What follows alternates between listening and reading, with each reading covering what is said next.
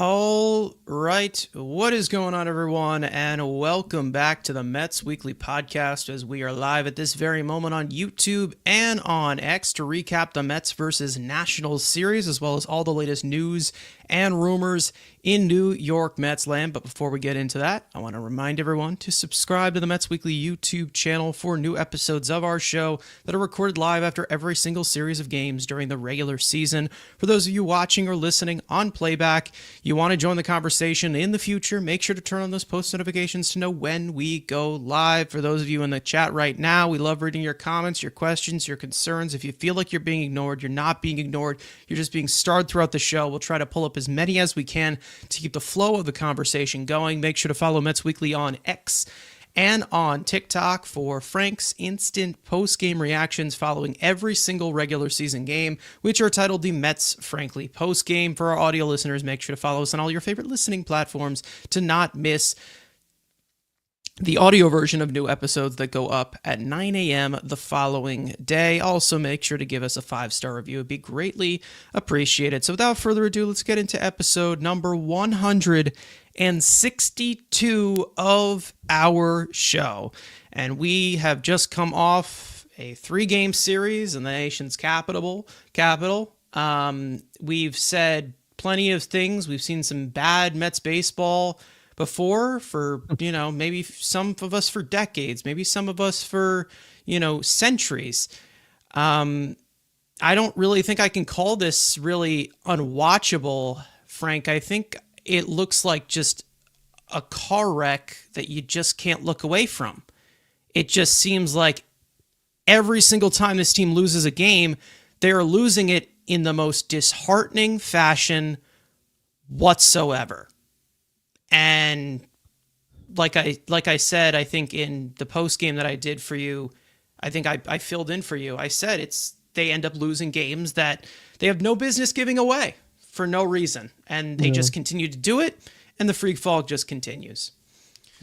It's a rough stretch of the season. I mean, no doubt the injuries. Well, we're gonna get into one, but when we get to the injury report, it's like a book. I mean, this is not the time when you're already struggling as a team, and all of a sudden you start losing guys.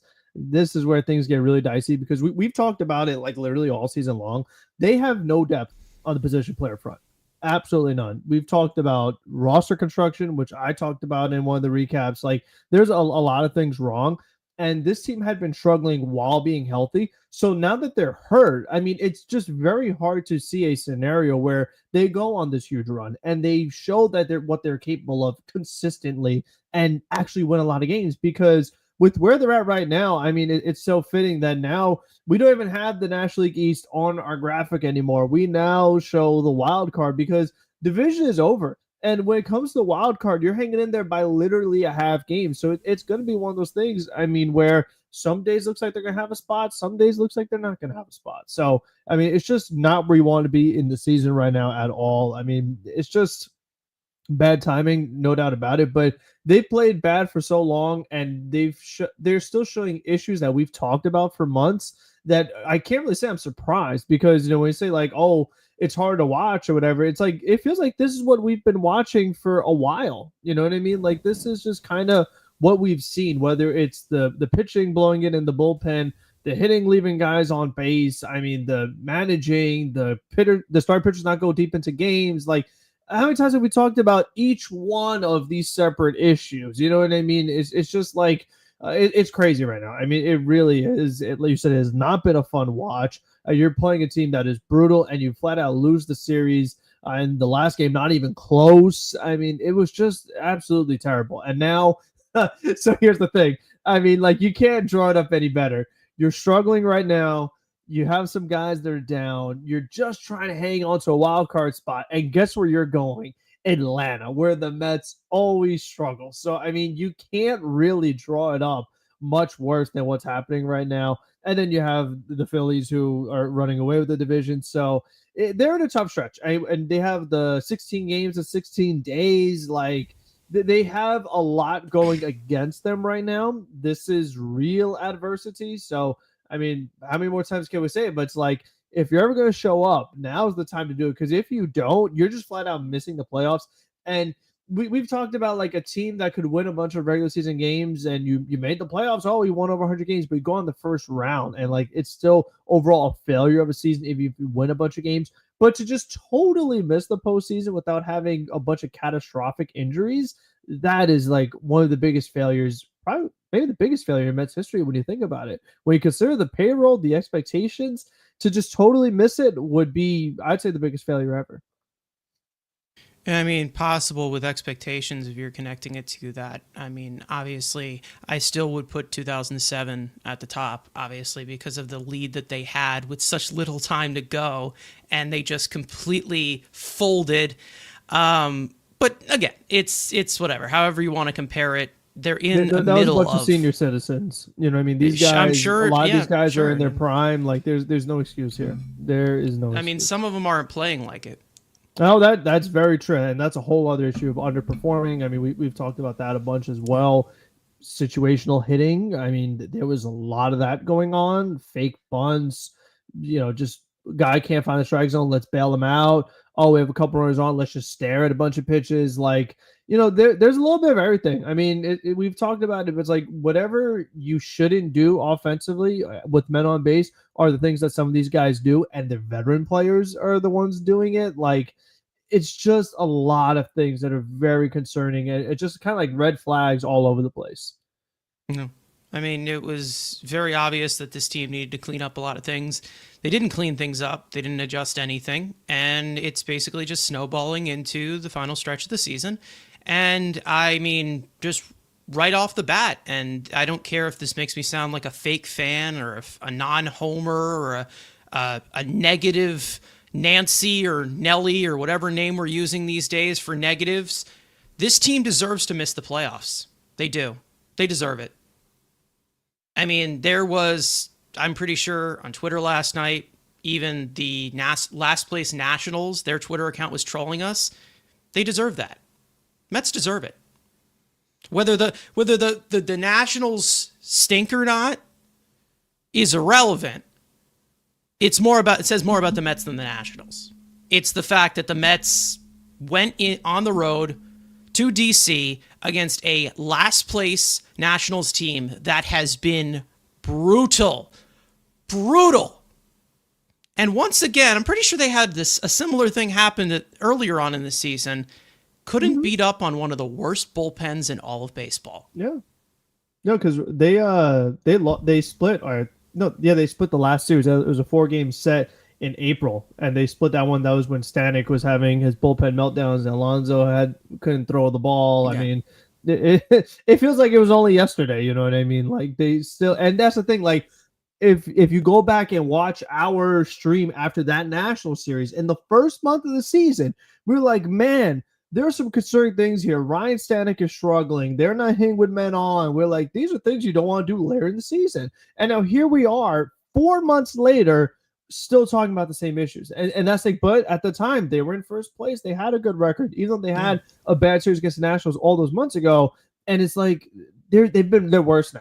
And it's just, it's crazy to think about it, but they've struggled all season long. They bailed out of it. They had close wins, but now they've been one of the worst teams in baseball for months. So this isn't a cold stretch. It's not just there's like, if you play like one of the worst teams in baseball, how could you make the playoffs? Like that's why I say if they deserve to miss it, because if you play like the worst, how do you go to the postseason off that? Like that doesn't make any sense. No, they had a great first 2 months that were decent to hold them up with a pitching staff that was doing so well. We talked about it at the beginning, got shit for it for the beginning, said it because we cared and not because we wanted to be right. We said it straight up. This team is not playing winning baseball, and things need to be cleaned up, whether they have a good win-loss record or not. It was not to sound negative, not to be different, not to stand out. It was to tell you that this team needed to fix issues or they were going to snowball and faceplant. And even if they made it into the playoffs, they were going to faceplant into there just like they did in 2022, and everything's going to rear its ugly head. So how long is it going to be until it's too late? I don't think it's too late yet, but we're getting really, really close. We're getting very, very close. And what I've been seeing for 127 games now that they have played, this is a team that deserves to miss the playoffs. I'm not going to sit here and try and advertise everything and say everything is good. They're about to get into the playoffs. That makes them a playoff team. The quality is not there. The quality of play hasn't been there. The quantity of wins was there for a second. They're just not, there's just a different feel to this team where you're like, okay, no one is just capable of getting the job done on a regular basis. Last year's team had issues. It did have issues. It had flaws. But when it came down to it, they came through. They were able to execute properly at the right time. This team, in timely fashion, has done none of that all season long. All season long. It's been brutal. It's always just the fact of how hard it is for them to put together 9 innings. Even when they win, it takes forever for this team to put together to put together 9 innings. It always seems like every single one of these games, even with the pitch clock, is over 3 hours. How is that possible? How is that possible? Not to mention, I'm pretty sure at this deadline, right? What did we emphasize? Bullpen to shorten up the game? These games seem to be even longer. It's been a complete disaster. Nobody is executing. No one. And even if somebody is executing, nobody else is doing that to help out. Francisco Lindor is red hot right now. And he's looking like, the player that was carrying them towards the end of the season last year. But nobody else is there. Alonso disappeared in this series. Soto, after that 1 home run, nothing. Nimmo got hurt. McNeil got hurt. They even refused to use Marte at some times. They even refused to use Mauricio at some times. Frank, I'm sure you'll get into that because the utilization awful in this series, and I've cut Mendoza a lot of slack, but what are we doing here? What exactly are we doing here? I don't get it. I'm just really confused. I really am confused as to some of the thought process here, but I understand it because I've seen it all year. They haven't played good baseball. I've said it over and over again, and it sounds stupid, and it sounds like the dumbest thing you'll ever hear. But when you put it into perspective, there's a difference between winning baseball games and playing winning baseball. The Mets haven't played winning baseball. The Mets have not played sustainable winning baseball. And that's what you need to go over 162 games. They just haven't done it. They just haven't done it. When you can't point out what is the issue, if there's an issue every single night of everything coming together, that is a view of a bad team. And that's what they have been since the beginning of May 1st. A below 500 team. Can you believe that? Out of the entirety of this season of them being above 500? Since May 1st. So that's a month into the season. They've been a below 500 team. So were we just being the haters, y'all? Or were we trying to point out that things weren't going to stick unless changes are made? And the changes weren't made. And overall, it's looked like a rough mailing it in year. And I'm not going to sit here and say, well, I got to point fingers at this person or this person. There's been plenty of aspects that have had rough years. David Stearns has had a rough year. We can all say he has had a rough year. Mendoza's had a rough year too. Plenty of players, plenty of departments have had a rough year too. But I'm not going to rally behind a $380 million payroll and say, it's okay, we'll get him next time. You're built to win. You're built to play winning baseball. You're built to be a good team. I haven't seen a good team since the beginning of May 1st. And to be honest, in April, they weren't firing at all cylinders either. It just hasn't, it's just felt yucky to watch all year. There's no consistency, there's nothing sure-handed about this team. Because Frank, I'll ask you this question and then we'll obviously move on to the key news here. Again, we say this pretty much every single year when our team is struggling. So every other year. Is there anything that this Mets team does well? Anything? Maybe throw out runners? That it? That's it. Yeah, I mean, controlling the running game, that's about it, because starting pitching, definitely not. Bullpen, no way. Offense, no way. So defense, no way. Like, there's nothing. They have literally nothing. And that's where I think it also does become more challenging as far as like, okay, well, let's say you do miss the playoffs and stealing bases. So they're good at preventing stealing bases and stealing some bases of their own.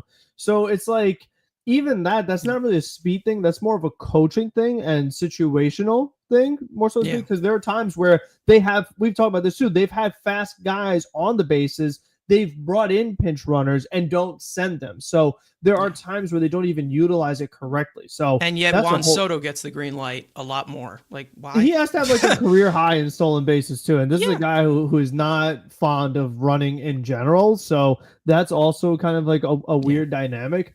But I think more so when you look at who's here long term as far as the contracts, it's like, okay, well, you say this team just doesn't fit. I mean, that's one thing you could definitely say, that like there is some weird roster construction here. There's some fit issues for sure. So you say, okay, well, so what can we build on? What can we embrace and say, okay, this is how we have to assemble the team for next season so that all matches?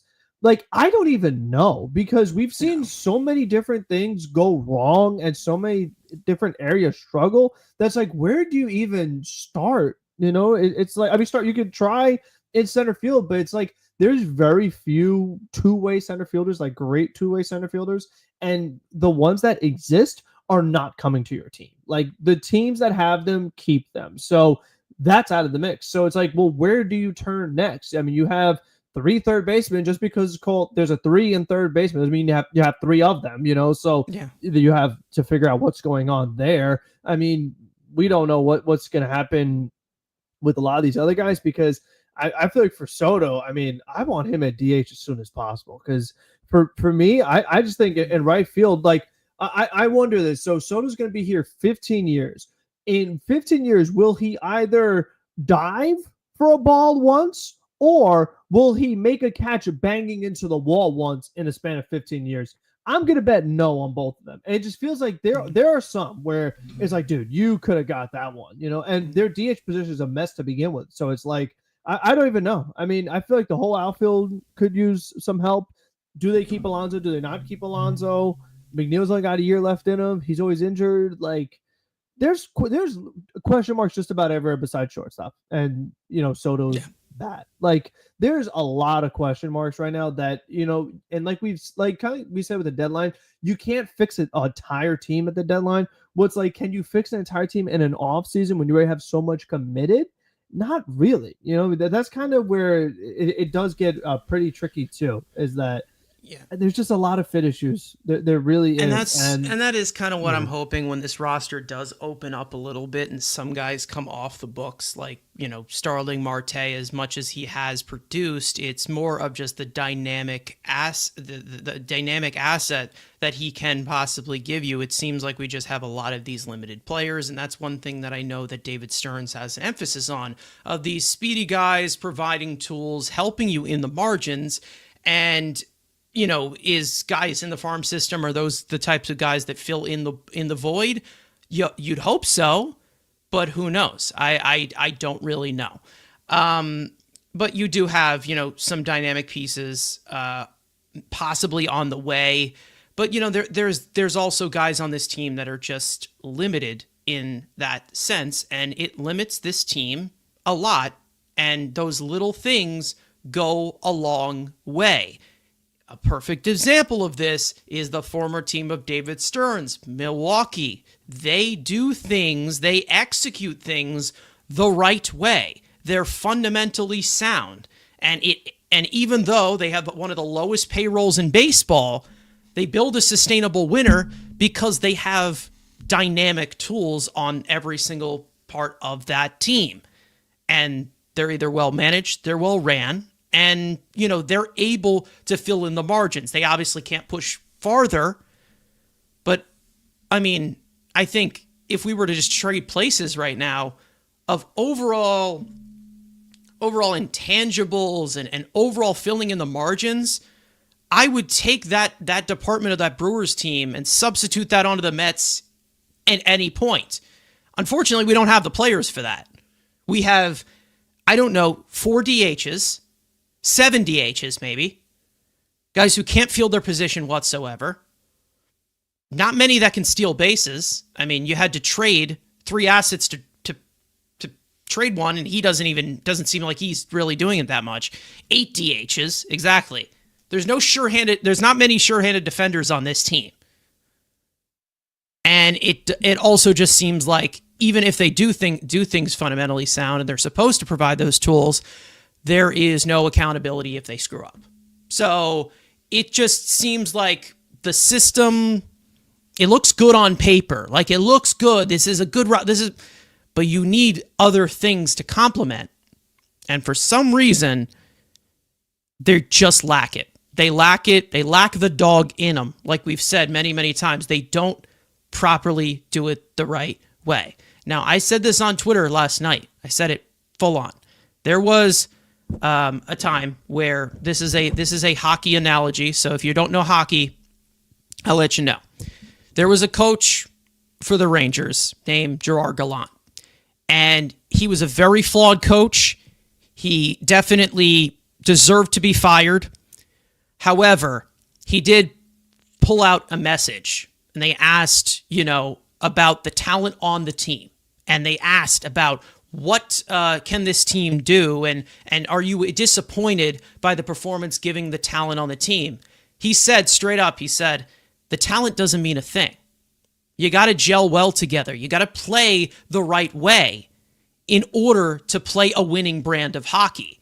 The Mets, all year, have not played a winning brand of baseball. They have not played winning baseball all year long, and you will never expect them to win if they don't. Talent does not mean a thing unless you play the proper way, unless you play an efficient way of baseball. And what do the Mets have? They have talent. They have a really talented roster. Probably the most talented roster on paper we've seen in franchise history. But for some reason, they just don't execute properly. Does that fall to David Stearns? Does that fall to Mendoza? Does that fall to the leadership on the team? I don't know. I have no clue. But for some reason, they're just not figuring it out. They won't.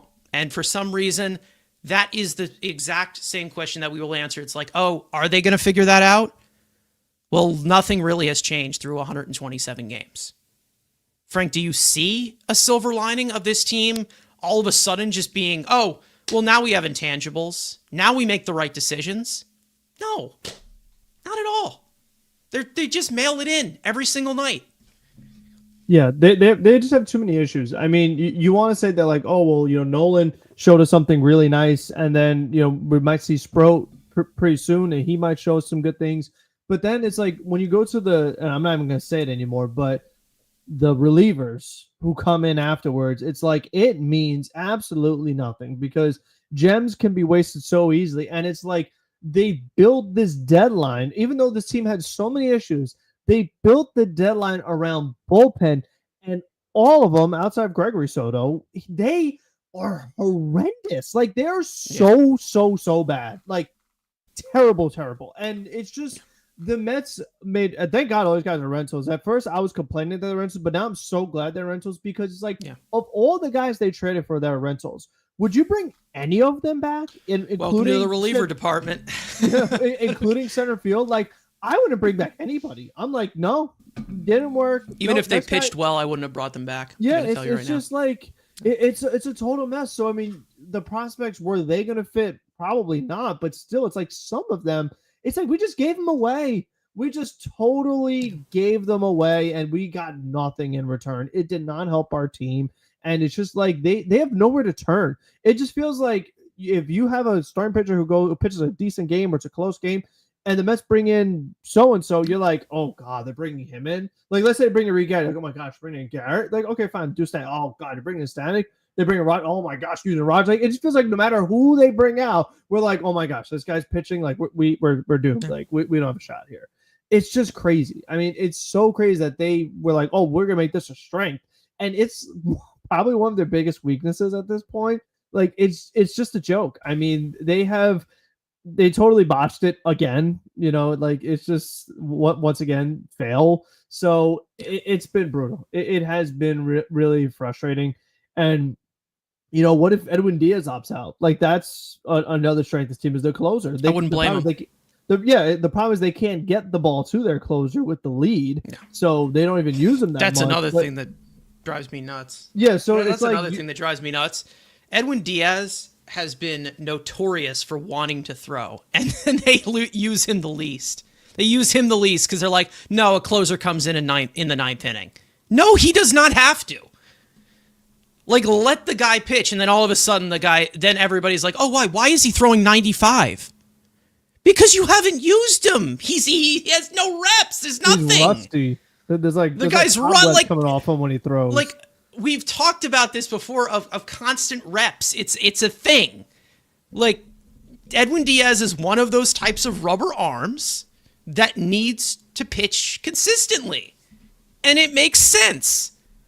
We all know that he had an injury that possibly altered his career.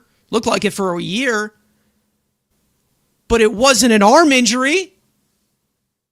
We know that his arm is always ready to go. And he's always said, I am ready to go if you need me. Unlike that Josh Hader guy. But anyways, it's one of those things of decision making. Everything that just completely gets put together. They haven't been able to do it. From the pitching side, they can't piece anything together. They can't. And when I looked at them in that approach of bringing in bullpen, I'm like, okay, this makes a lot more sense than going after a starter, even though I would have preferred them to get somebody that could provide volume. But I was like they were like, okay, let's shore up the bullpen. Let's give this depth because we obviously need more options because our starters are struggling to go through games. And that's what I think the thought process was. But then I didn't expect Ryan Helsley and Tyler Rogers just to make everything worse. Tyler Rogers was on a ridiculous tear. He's having a fantastic season. Ryan Helsley, probably not what he once was a few years ago, but he just looks like Ryan Stanek. That's literally it. Just a Ryan Stanek clone. A guy who can't throw strikes, his fastball is too hittable, and he can't get any breaking stuff all over the plate. Ryan Stanek. By the way, Ryan Stanek, goodbye. Goodbye. No more. I can't. Yeah, I was gonna get to that later, but I can't. This is not the first time where, like, I mean, he's blown a million games, but where they stuck with him too long, and especially yesterday, like, it's only a 2-run game. Like, why? Yeah. Like, and that's something too. Is that, like, if your manager is showing a willingness to quit so early, well, then obviously your team does too, because this team still does not have a come from behind win in the ninth inning. They have not made a single comeback this whole season. And it's like your manager's just like, you know what? Close game. Oh, well, we blew it. You know, like, no, but I was fight from anybody. I was watching this game with some friends yesterday, and I said, like, really? It's a 2-run game, and we're going to do this? We're just going to say, oh, well, the closer has to be here when we're ahead or it's tied. Like, you're desperate for a series win here. Like, what are we doing here? And then I said, oh, well, if James Wood homers here, I am going to laugh my ass off. Sure enough, next pitch, gone. There it is. Game's done. It's like, why does Peterson throw so many innings if you're still gonna like try to be cute with the bullpen anyways? And Yeah, again, I mean, like I said earlier, it's like, who else were you gonna use? He could have gone to he could have gone to Helsley instead, and like it would have been the same thing. So the thing yeah, too is like, as much as I'm like, oh, why is he standing? It's like, well, look at what Garrett did before that. You know what I mean? Like, it's just no matter what, and Rogers was good. Like, it just feels like no matter where you turn, something's gonna go haywire. You know what I mean? It's just yeah. like no And matter that's not what, what it you're was in a supposed to bad be, situation. unfortunately. It's That's not what it not, was but supposed to be. it's not. But I think someone like Rogers, he's just too risky. You know, it's like something where he pitches the contact. There's going to be times where it's like ground balls to your second baseman, and then Yeah. there's times where it's through the hole. It's like it's such a flip of a coin. The ball's going to put in play a lot of times going on the ground. Either it gets to your infielders or it doesn't, and it's going to be like 3 hits, 1 run, or like 2 hits, no runs. Like he brought in Rogers with men on base. I was like, with the amount of hits this guy gives up, that made no sense to me. I'm like, because you already have guys on, so he gives up a couple hits. That's like 2-3 runs right there. Like I didn't get that one at all either. So I just I don't know the anymore. thing that I see with Rogers, I think that's a little bit more of an anomaly of the way that he pitches. Obviously, it's not even just the funky delivery that he has, that ridiculous stuff that he has. I haven't really been going after Rogers as much. It's just obviously the traffic on the base paths that doesn't. You need the timely ground ball, and we know that the Mets have struggled to get that timely ground ball all season. So it was a good fit to bring in a guy like Tyler Rogers, because this guy is known to pitch to contact, and he's basically like a ground ball Jesus, basically. Which again, I still trust Tyler Rogers to get the job done, even though we've had some rocky results. Ryan Helsley, I don't think I ever want to see that guy on the mound again. I really don't, because he's just a mess. He's a complete mess. I don't know.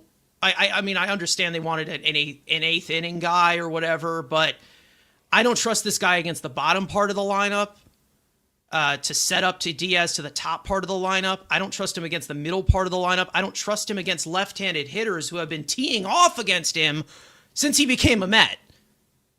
Just looks terrible. Terrible. Awful.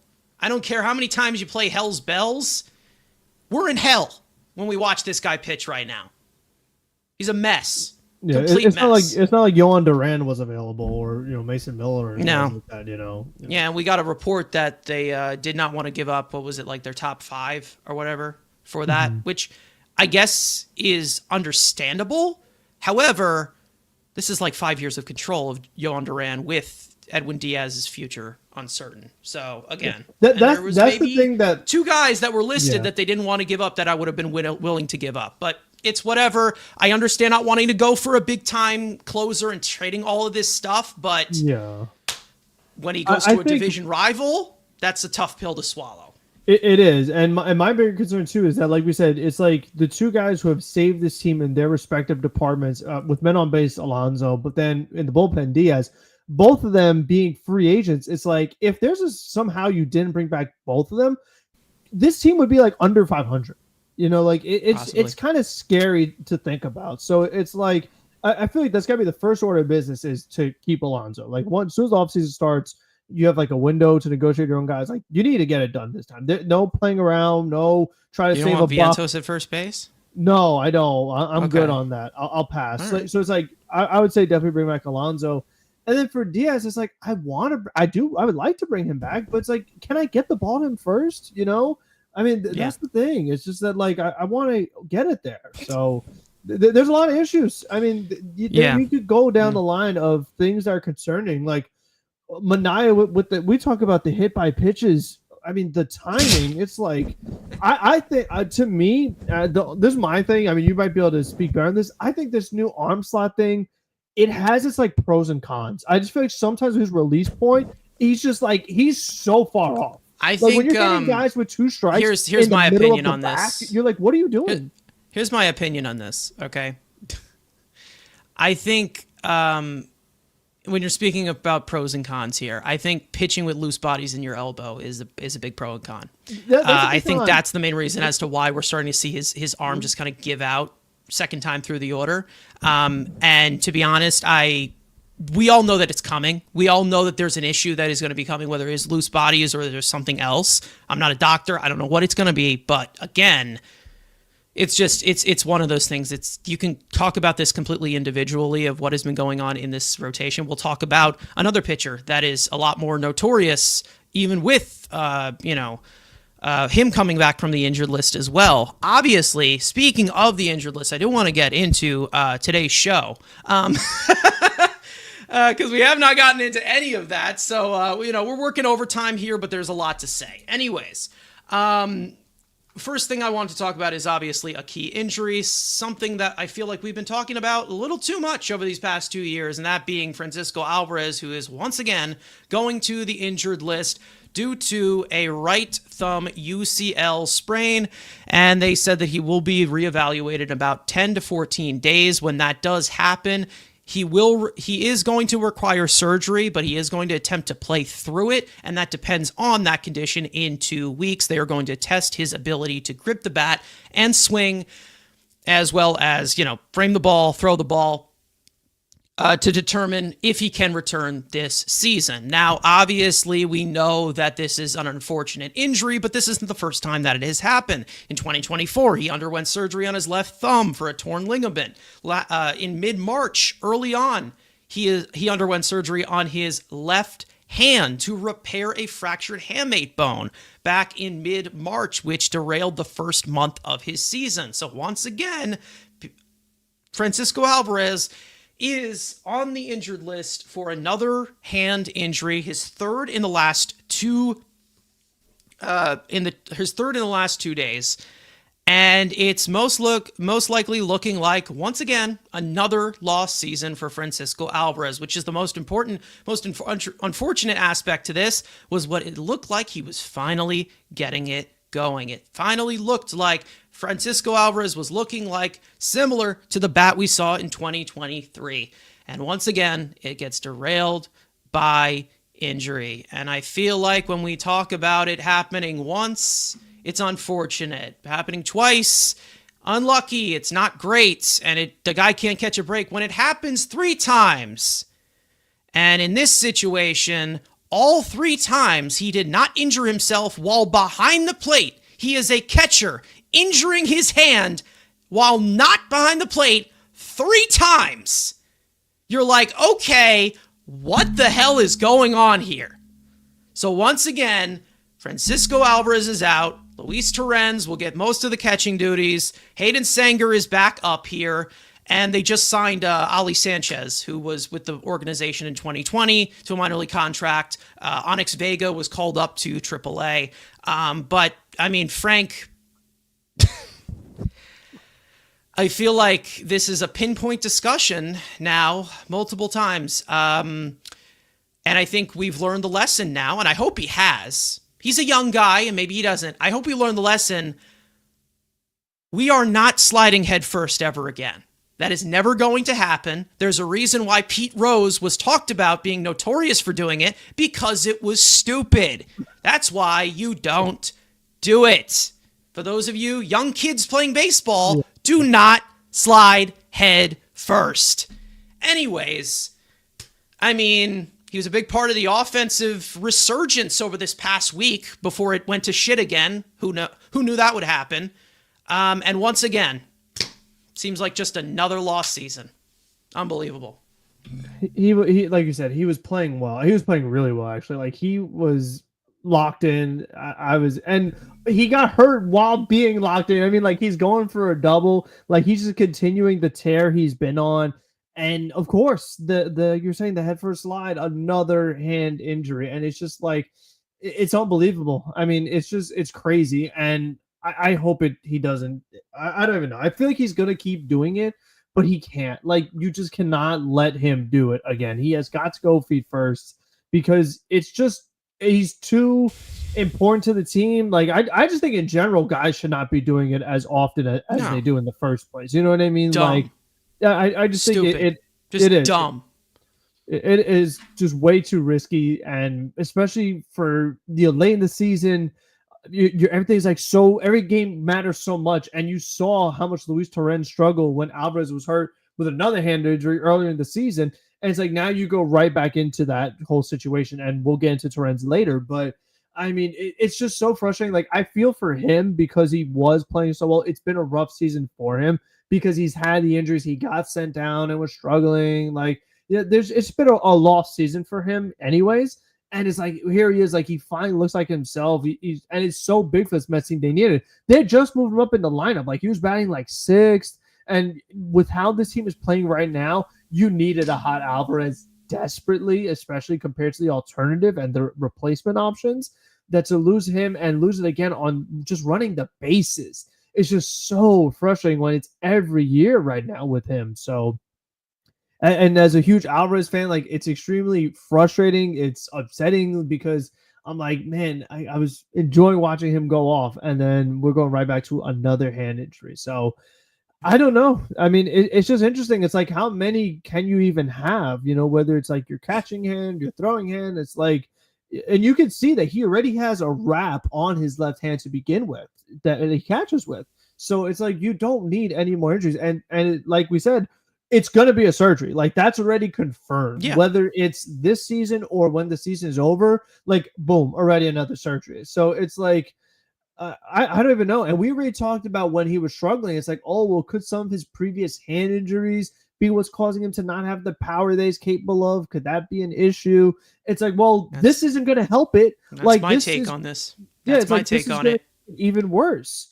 So, I mean, even for his own sake, like, just to, he's still so young. Like, you can't have, I mean, you don't want to have at least this many injuries so early in your career. Like, a catcher, you're going to take a beating as it is. Like, you don't need these extra ones. So no one should be head first line, but he should just flat out not be allowed to head first line. I don't care if he has an oven mitt on. I don't care what he has on. You are not allowed to do it under any circumstance, unless it's game 7 of the, even then I'm like, no, you might have to leave the game early. I'm like, just don't do it. No matter what, don't do it. Yeah. It's just dumb. And listen, I really am, you know, I do feel obviously for the kid because, again, he's had multiple of this injury. And again, in this predicament, he's a catcher who has not injured himself behind the plate. I mean, he's been dinged up behind the plate. However, this whole talk about him playing through it, listen, if he needs surgery, get the damn surgery. Please get the damn. I know how Francisco Alvarez looks compared to Luis Torrens, who has not been good offensively this season, or Hayden Sanger, who is from Whole Foods, legitimately from Whole Foods. But for the sake of it going forward, just get the surgery. I don't want to see him for the rest of the season. I just don't. I really don't. Because we all know. I know everybody wants to deny it. And I know, Frank, even I'm sure that you want to deny it because you're a big fan of him. But we all know that if he comes back and plays through this injury, he's going to play like shit. He's going to play like crap. He is. He's going to play like shit. He will. And it's not just the fact that he's behind the plate. It has nothing to do with him being behind the plate. He's not going to have to be able to grip the bat properly. He's not going to be able to hit for power. That's what he's able to do. Because if he's going to be a singles hitter when he comes back because he doesn't have the power and he can't grip the bat, what good does that do? Is he going to steal bases for you? No. And he's going to slide head first again? So it's like, I mean, exactly. He's not going to be productive offensively, and he's not going to be productive defensively either. He plays injured and then head first slide again.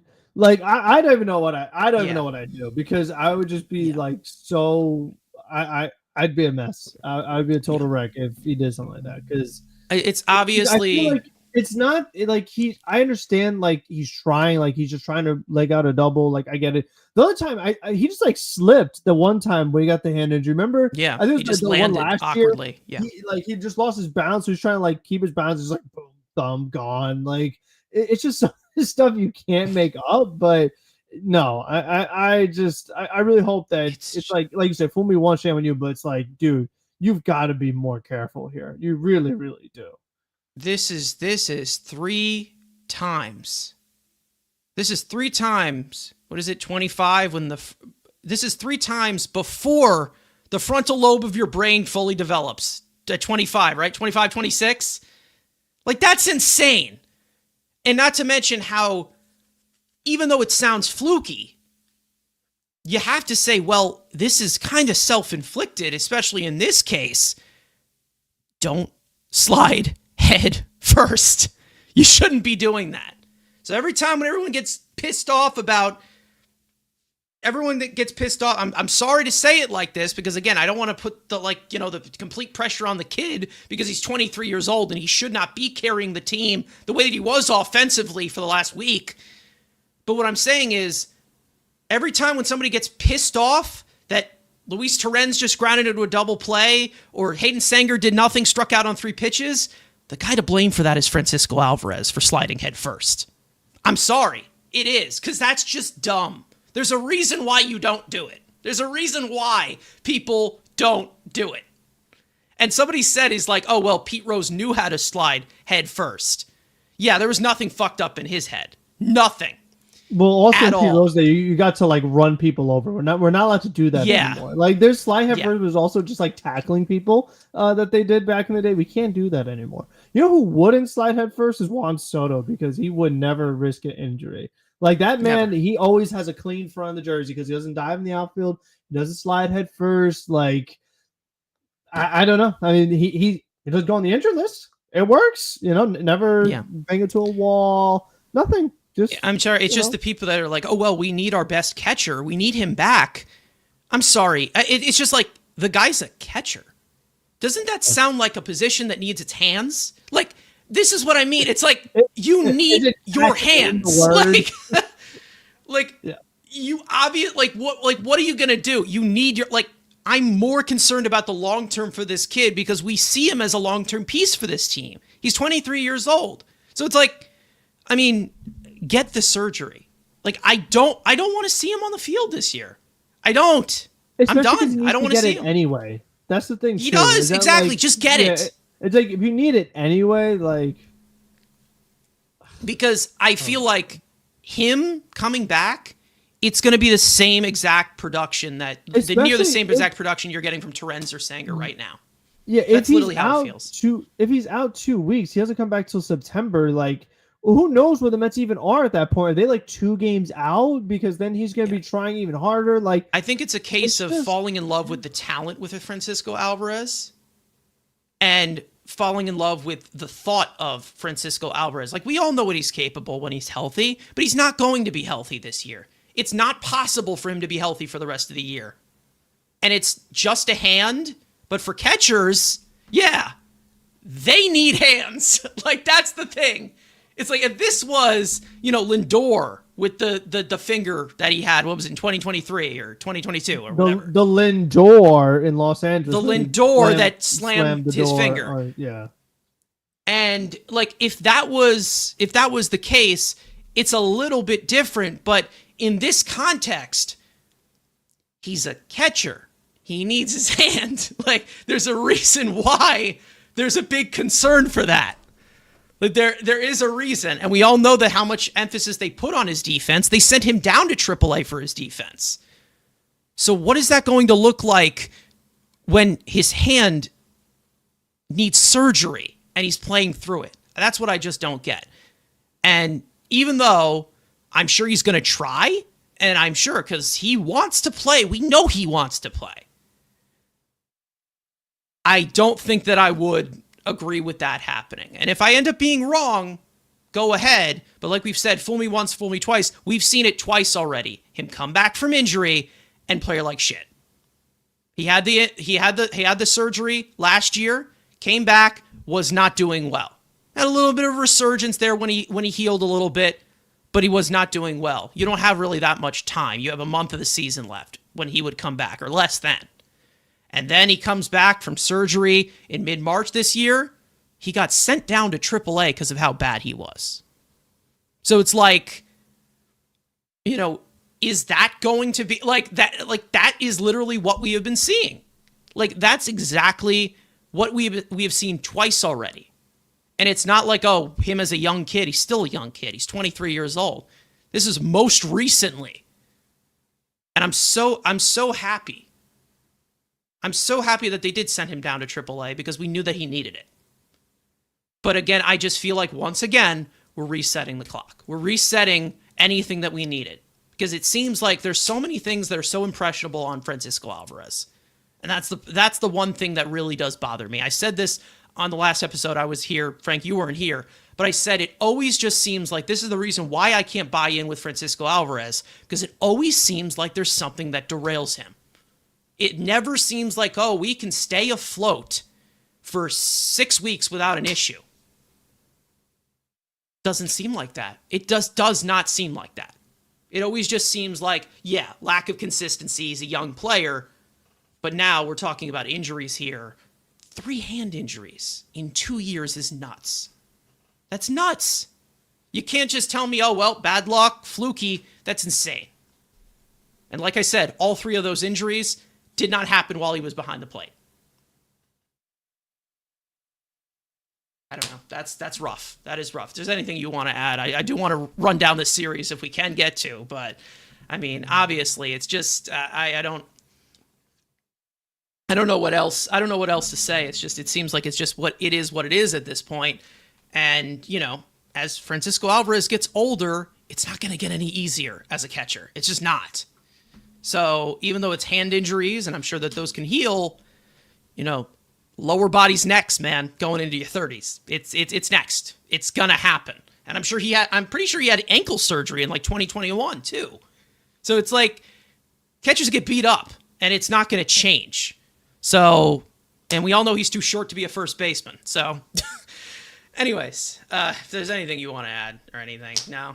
Get well soon. You know what I mean? Like it just sucks because exactly. he was playing like really well. I mean, it's just so unfortunate. He was hitting 341 in the month of August in 14 games. I mean, second half of the season hitting 323. Like he's been awesome since they called him back up, and it's been a much needed boost with how much his offense has struggled this season in general for the team. Like they needed him, and it's just really unfortunate timing what's happening right now.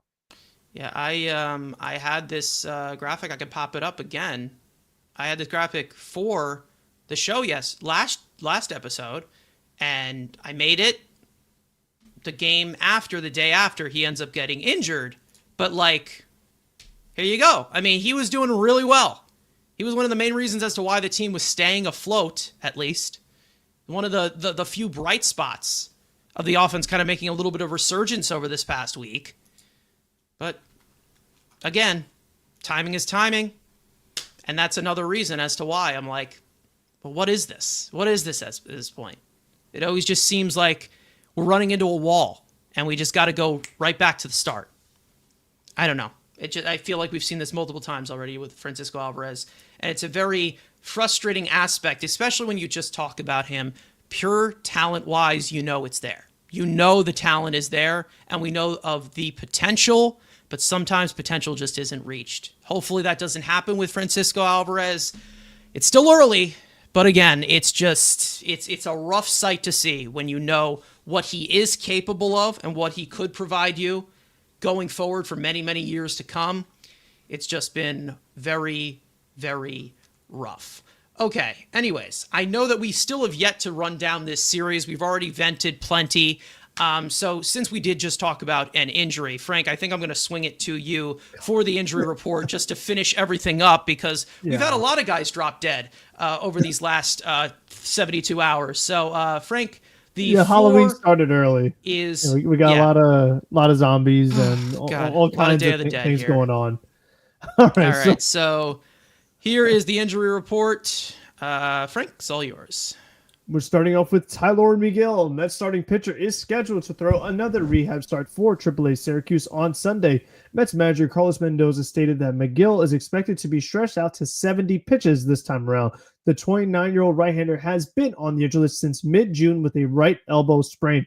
Jose Siri, Mets outfielder, has been participating in a lot of baseball activity recently and is expected to begin a rehab assignment by next week. Siri has been on the injury list since late April due to a fractured tibia bone in his left leg that he suffered during fouling a ball off his shin.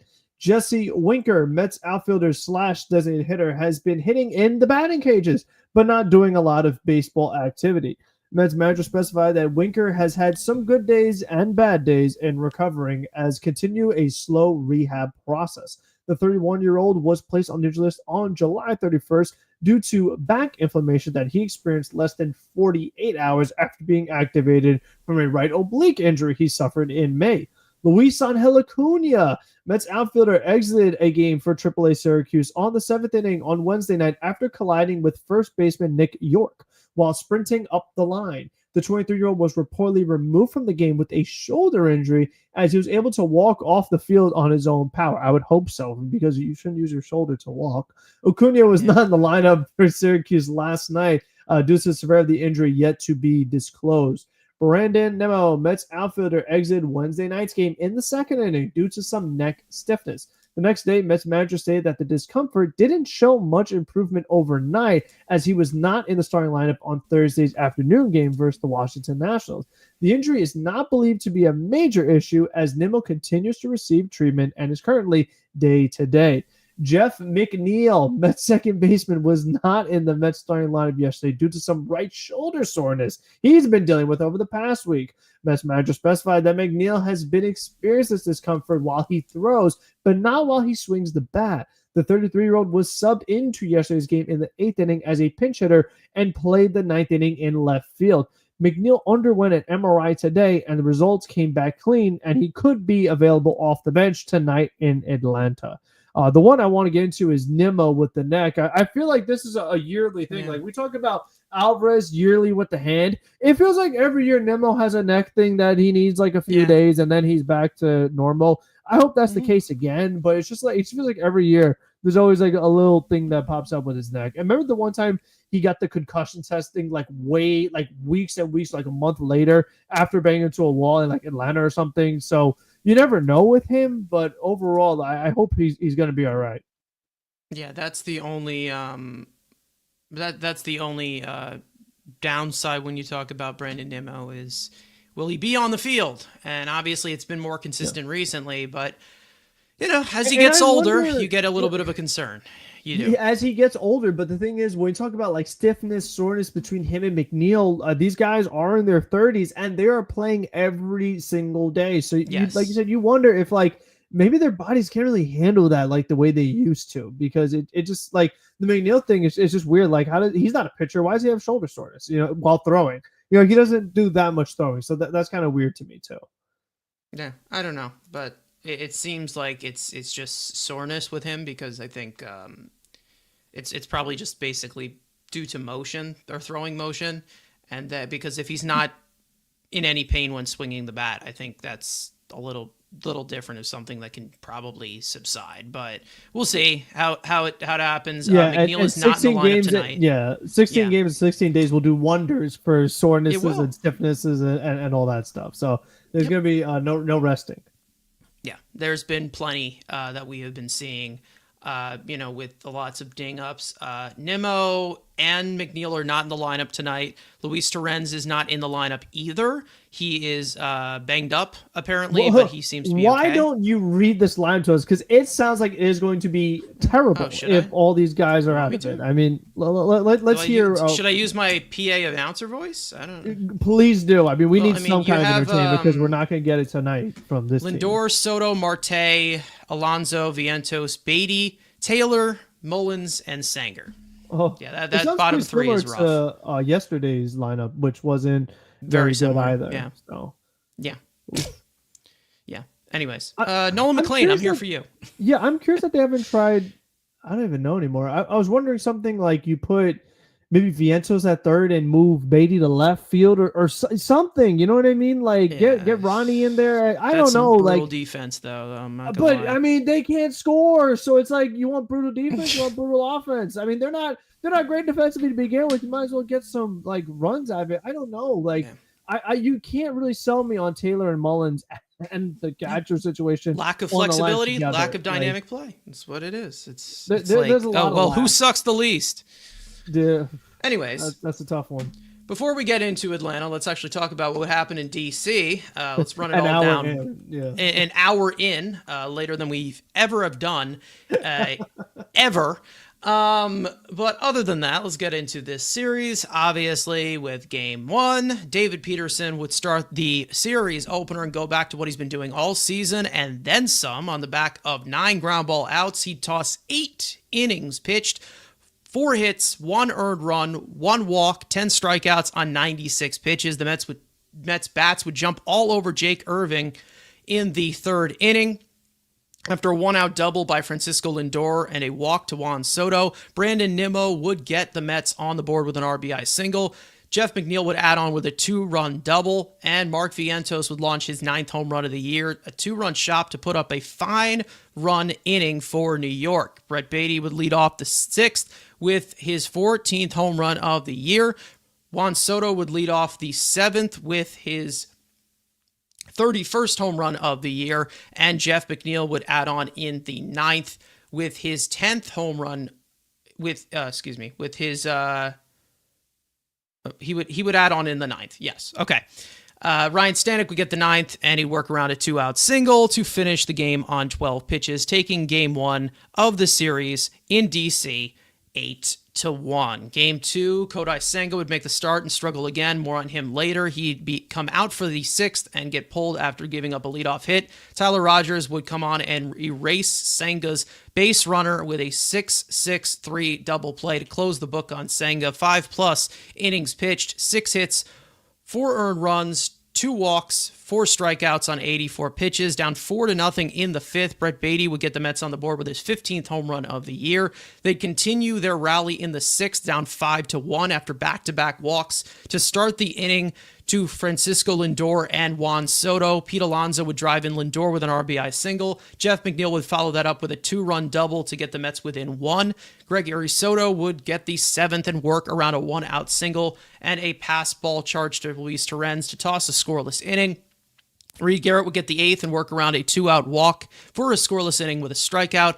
But despite the efforts of the bullpen, keeping the game as is, the Mets offense would fall short in the later innings, evening up the series with a Game 2 loss 5-4. And in Game 3, Sean Manaea would make the start and begin his day with his best swing and miss stuff, but fall apart in the middle innings. He'd be pulled for Tyler Rogers with the bases loaded, who would allow 2 of Manaea's base runners to score on a 2-run single by Riley Adams, but he'd finish the inning to close the book on Manaea. 4 2/3 innings pitched, 3 hits, 4 earned runs, 1 walk, 8 strikeouts on 91 pitches. The Mets would jump in front right away in the first inning as Francisco Lindor would lead off with his 25th home run of the season. Starling Marte would add on in the 3rd with a solo home run of his own, his 7th of the year. And after a 1-out single by Brett Baty, a walk to Tyrone Taylor, and a single by Cedric Mullins to load the bases, Hayden Sanger would collect his first Major League RBI with a sacrifice fly, extending the Mets' lead to 3-0.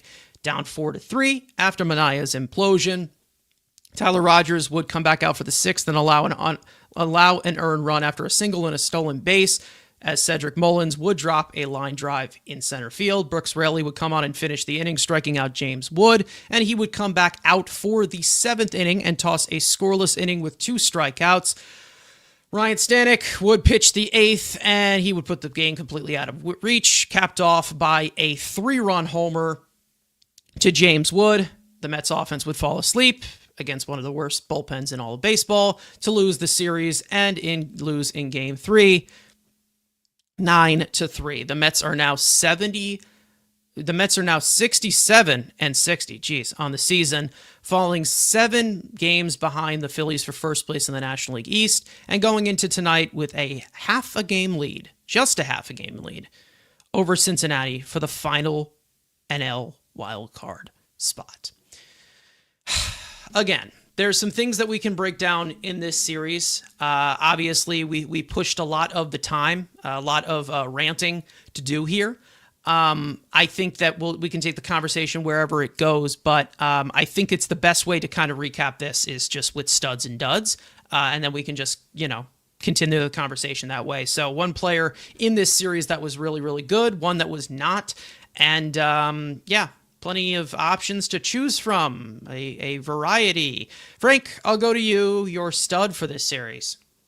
I mean, for the good one, I mean, the only one I really could pick is David Peterson. I mean, he goes 8 innings, Strikes out 10. I mean, he needed a bounce back start after his most recent before this. And with how we've talked about the Mets starting pitcher struggling to go deep into games, their Pearson building one able to provide them the length, the volume. And it's the first day of this big stretch of games, a bunch of games in a row. It's like, wow, like how perfect is it that you got that performance? What the Mets ended up doing with it the next couple of days didn't make it as important, but overall it still happened, and they needed to win something, so that was good. And then the rest of it just kind of fell apart. Yeah. I think Francisco Lindor is the other one that you can put into the spotlight. He's actually been swinging a really good bat recently. It seems like that toe is healed. Like it seems like the timeline of the toe. I think that we've exited that window, and I think that now he looks a lot more locked in. He's taking better ABs, and looks like the power is starting to display a little bit more. As with his 25th home run in that third game, he becomes the fourth shortstop in MLB history with 725 plus home run seasons, which is insane. That's the Hall of Fame trajectory that we know that he is on right now. And hopefully it can do wonders for this team, but he can't do it alone. So again, and speaking of guys who were not very helpful, the dud category, Frank, it's all yours. Yeah, it has to be Stanek. I mean, Yeah. that performance last night was absolutely brutal. And it's like, you know what? They used him in game one because Pearson thrown the 8 innings and they had the good offense. It's like, oh, well, since we got this good performance from our starting pitcher and from our lineup, we'll use like one of our not great relievers just to kind of get some work in, save our arms. And they did that. So when you have a 2-run game in the 8th inning, you feel like maybe you have more arms available, but no, because the starting pitchers can't go deep into games. They have to use Stanek again, and then he's just a disaster. And I mean, how many times have we talked about it? But it's like, okay, you see a guy give up a hit, you're like, all right, big deal. Then you see another hit, and you're like, oh, this isn't looking too great of a performance. Then you see a walk, and you're like, oh, we really should maybe consider taking this guy out. Then another hit, then a walk, and it's like, are we ever going to take him out, or are we just going to totally give up here? And that's what they did. They just totally gave up. I mean, I could not believe that they let the Nationals score 4 runs at the 8th inning. Like, what? I mean, that was just so insane to me. It's not the first time we see Mendoza do this with Stanek. I remember the other big one was in Baltimore, where he just stayed out there for way too long, giving up a ton of runs, and it totally ruined the game for the Mets. They tried to make a comeback, but they couldn't do quite enough because of Stanek's performance. And it's just like when you look at this team and you say, like I've said before, well, okay, if Stanek is struggling, what else are you going to do when so many other guys are struggling? And the easy fix to me is DFA Montas. Like, what is he doing here? Like, you're genuinely playing with a short-handed bullpen. You really are. If you're just avoiding him at all costs, like, why is he here? Send him down. Like, you got this, like, riddle me this. You got way more value out of Rico Garcia or Austin Warren or Justin Hageman. Like, take your pick all season out of Frankie Montas. Way more value. Like, that's crazy. Like, that is a massive failure. It's a reliever versus starter or a former starter. Yeah. Yeah, but it's like you should not be getting more like good things out of a minor league reliever than out of a starting pitcher that you signed as one of your big offseason moves. Like, that's insane to me. But it eventually comes to a point where, like, you have to admit when you were wrong as an executive. Okay, this is a bad move. Like, he stinks. We shouldn't let the team continue to suffer because he's bad. And it's like, okay, well, the first step was moving him to the bullpen. But if you're just not going to have a shorthanded bullpen when you already have a overworked bullpen to begin with, it's like you should just get rid of him altogether and get a fresh arm in here, because that's a scenario where you really could have used another arm there. Because if you just have Montas hanging out and you're not going to use Diaz because you need to have the lead, you're not going to use Helsley because he's a mess. Rogers was already used. Soto was already used. Rayler was already used. Garrett pitched the night before. It's like, well, who else are you going to use? Like, there has to be another option. So that is just a massive problem for me. So Sank is the dud, and Mendoza is a dud, and Stearns is a dud. They're all collectively a dud. Yeah. I think the plug needs to be pulled on Stanek. I'm all for DFAing him now. I think we're done here. Like, are not, we're not even just talking about, these rough outings that he has been having. He's been pretty horrible for, I don't know, months now. I mean, I'm pretty sure since The somebody whole said at the season. beginning of somebody said since like the beginning of June, he has a 7.61 earned run average, which again, reliever skewer for relievers inheriting runners. But I mean, he's the one who usually puts out the mess. So Yeah, but the thing is, we talked about him struggling when they first were in Washington in April. We said, "Wow, Stanek yes, is kind of struggling right now." So he's been struggling the whole season, and it's like he's still here. He reminds me kind of this year's version of Adam Ottavino, who's probably going to yeah, make it the entirety of the season despite pitching bad. Like they just never cut their losses. yeah, This is another offseason move, by the way, of re-signing Stanek, yeah, and it's been a disaster. It's not yeah. been He's good. been bad, He was great in really, the really playoffs bad. last year, but he has not been good this year. Yeah, $4.5 million. I don't think it's really hard to cut. That was the same money that Adam Ottavino was making last year. Like that's again, I think that was. I think it's time that he's run his course at this point. I mean, Frankie Montas, that's a little bit harder of salary to dump, but you don't hear me complaining if they did it. You don't hear me complaining because I don't want to see that guy pitch out of the bullpen. I don't want to see him in the rotation. I don't even want to see him in But spring it's like training. why I know, but it's like why are they paying him to not even use him? Like I know why they're not using him because he stinks. So it's like if he stinks and it's like you're literally playing basically shorthanded, why would you Yeah, do that? Like I don't get that. I just don't understand it. Because what's he gonna do for you next year? You know what I mean? Like he's magically gonna be good again. Like just cut your yeah, losses. Cut your yeah, losses, free up a spot, get a real reliever in there, and yeah. you know, like just have another arm. It's just I said this on dumb. Twitter last week. Actually, I said I fully believe that Frankie Montas came to spring training completely out of shape, got hurt because of it, and again, that's not an excuse, but it explains a lot. Like again, he has never been a skinny guy. Like we know he's always been a hefty guy, but we've had other podcasters who's been on here before. Keith, he even talked about like him. He kind of looks like he was like, he was grimacing a little bit during spring training. He ends up getting hurt like the next day, and it ends up being, announced, he has a lat strain or whatever, misses a decent amount of the season. I mean, it's cut the loss He's the already. heaviest guy on the team. Is he the heaviest guy on the He team? is. Wow. He's 10 Wow. pounds heavier than Alonso. Did Pete get thin? He might Does have. Pete have nice thunder thighs now? Yeah. And also considering like his height, like there's some there's some concerns here. Yeah, no, Yeah, I don't nobody know. wants to see it. Again, I don't know. But I'm not like, his everyday scale. because I'm not his like he nutrition. didn't even do anything. Like Nutritionist, he but literally got here hurt. Like how like yeah. that didn't make like how does that even happen? You have to Yeah, ask him. I'm can that convinced. happen? I really am convinced that I think he came to spring training completely out of shape. Like I really do, and I understand like that's kind of for pitchers to get ready for pitchers and catchers, but with the intensity of this game right now, I mean, you got to be somewhere. Like I understand not being completely stretched out or not, having feel for your pit, but like I genuinely think he just came here completely out of shape and in no regard for what was going forward because he got his 17 million and he just dipped out. I tried to be patient with it, but no, this is a dud. This is a complete dud. And even though my dud, obviously for this series, I think we're going to actually just talk about him in a little bit. Once again, a rough, un-Senga-like performance from Kodai Senga, which has been quite a trend since he came back from the injured list, not just because of quality, but overall volume, which has not been ace-like, which we expected. And Frank, I think you said this about his start in this series. That's not good enough. It just isn't good enough. There's no way to say that is good enough, whether he is seen as the ace or not. We expected a lot more from him, and that we're continuing to see this snowball. It's not looking good. It isn't looking good as of right now. Some other things from this series. Obviously, Frank, there was something you were talking about with like not substituting some guys in, obviously, which I think is a good conversation to have. I want to get into that. Oh yeah. Yeah, go ahead.